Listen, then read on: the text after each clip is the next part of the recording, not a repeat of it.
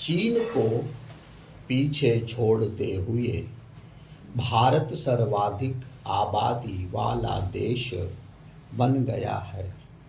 हमारी जनसंख्या 140 करोड़ से ऊपर हो चुकी है। चीन को पछाड़ने की यह खबर प्रसन्नता का विषय है या चिंता बढ़ाने का कारण, इसे निर्धारित करने का कोई निश्चित मानक नहीं हो सकता है। वस्तुतः जनसंख्या मात्र एक गिनती नहीं होती है। जनसंख्या में होने वाली हर वृद्धि का अर्थ होता है कि आज से कुछ वर्ष बाद देश में काम करने में सक्षम युवा आबादी बढ़ेगी। भारत सर्वाधिक युवा देश है और आगे कई वर्ष तक सर्वाधिक युवा देश बना रहेगा। युवा अर्थात अपनी प्रतिभा से परिस्थितियों को बदल देने की क्षमता रखने की आयु। युवाओं ने सदैव किसी राष्ट्र को सर्वोच्च बनाने में अहम भूमिका निभाई है। राष्ट्र के प्रति समर्पण की बात हो तो युवावस्था सर्वाधिक तत्पर आयु होती है। इस दृष्टि से देखें तो भारत की यह बड़ी आबादी निश्चित तौर पर कई संभावनाओं के द्वार खोलने वाली है। यदि अपनी युवा आबादी का हम सही नियोजन करने में सक्षम हों तो राष्ट्र उत्तरोत्तर विकास की राह पर बढ़ सकता है। बढ़ती जनसंख्या का एक और भी पक्ष है, वह है सीमित संसाधनों में सभी की जरूरतों को पूरा करने की चुनौती। इस बात में कोई संदेह नहीं कि हमारे पास संसाधन सीमित हैं। निश्चित तौर पर बढ़ती जनसंख्या के अनुपात में प्राकृतिक संसाधनों को बढ़ाना संभव नहीं है। ऐसे में सभी को उचित अवसर देना और सभी के जीवन की मूलभूत आवश्यकताओं की आपूर्ति सुनिश्चित करना बहुत बड़ी चुनौती है। इस पक्ष की अनदेखी भी नहीं की जा सकती है।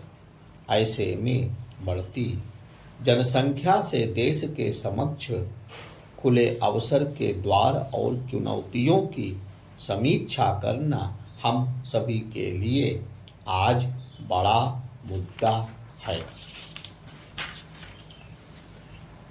जनसंख्या के मामले में चीन को पीछे छोड़ते हुए भारत पहले स्थान पर आ गया है। इसमें ध्यान देने की बात यह है कि 65% लोगों की उम्र 15 से 64 साल के बीच है। इसका उल्लेख इसलिए जरूरी है क्योंकि यही हमारी ताकत है।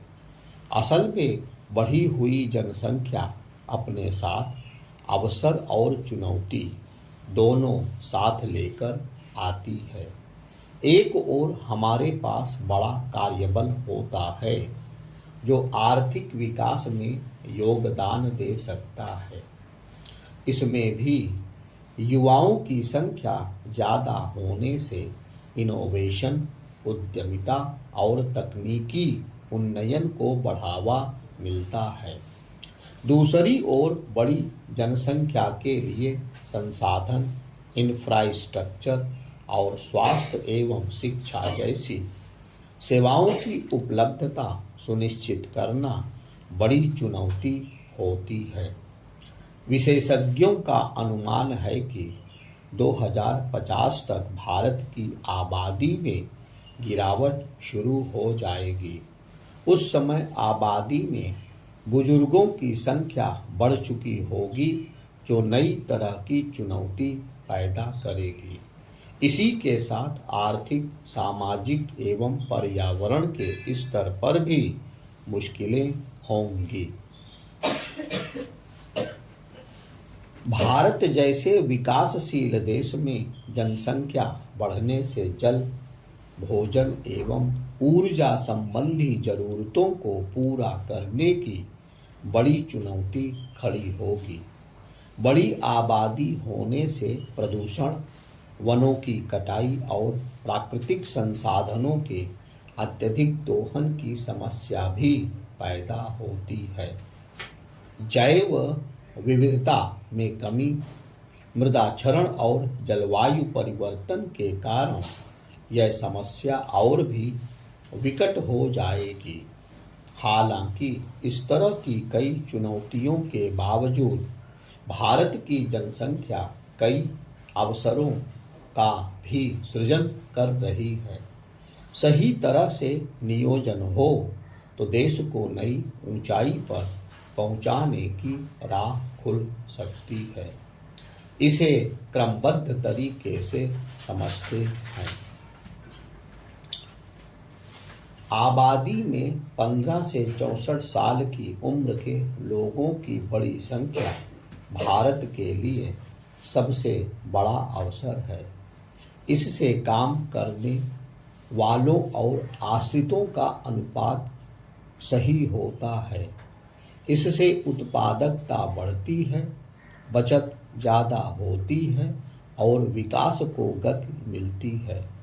यही नहीं, सर्वाधिक आबादी वाले देश के रूप में भारत के पास अंतर्राष्ट्रीय मंचों को प्रभावित करने की क्षमता भी है। बड़े उपभोक्ता बाजार और मानव संसाधन के दम पर विदेशी निवेश आकर्षित करना एवं व्यापारिक संबंधों को मजबूती देना भी संभव है। इससे वैश्विक नीतियों के गठन में भारत की भूमिका भी मजबूत होगी। हालांकि इसमें सबसे बड़ा प्रश्न यह है कि भारत अपनी जनसंख्या का नियोजन कैसे करेगा। सिंगापुर, ताइवान और दक्षिण कोरिया जैसे देशों के अनुभव बताते हैं कि भविष्य अर्थात रणनीतियां बनाकर अपेक्षित आर्थिक विकास प्राप्त करने में अपनी पूरी जनसंख्या की सहभागिता सुनिश्चित की जा सकती है। ऐसी नीतियां बनानी होंगी जो युवाओं को शिक्षित, कुशल और स्वस्थ बनाएं। भारत में शिक्षण संस्थानों में बच्चों को मिलने वाले कौशल और उद्योगों की जरूरत में बड़ा अंतर है। इस दिशा में विचार करते हुए उचित कदम उठाना होगा। बहुत से छात्र स्नातक तक की पढ़ाई के बाद बेरोजगार घूम रहे होते हैं।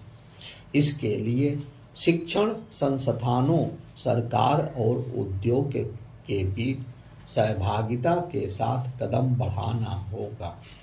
इससे ऐसे पाठ्यक्रम विकसित होंगे जो छात्रों को उद्योगों की जरूरत के अनुरूप कुशल बनाएंगे। साथ ही उन्हें प्रशिक्षण भी मिल सकेगा। नई राष्ट्रीय शिक्षा नीति को पूरी तरह क्रियान्वित करने से काफ़ी हद तक इस स्थिति का समाधान निकलने की उम्मीद है। इसके साथ साथ स्किल इंडिया मिशन, प्रधानमंत्री कौशल स्किल विकास योजना आदि से भी इस दिशा में लाभ होगा। राष्ट्रीय स्वास्थ्य नीति 2017 के अनुरूप भारत ने स्वास्थ्य के क्षेत्र में खर्च में उल्लेखनीय वृद्धि की है। राज्यों के साथ मिलकर भी प्रयास किया जा रहा है। ऐसे कदमों से लोगों के बीच का अंतर मिटेगा और सभी का कल्याण सुनिश्चित होगा। ऐसा हुआ तो निसंदेह हम जनसंख्या का पूर्ण लाभ लेने में सक्षम होंगे।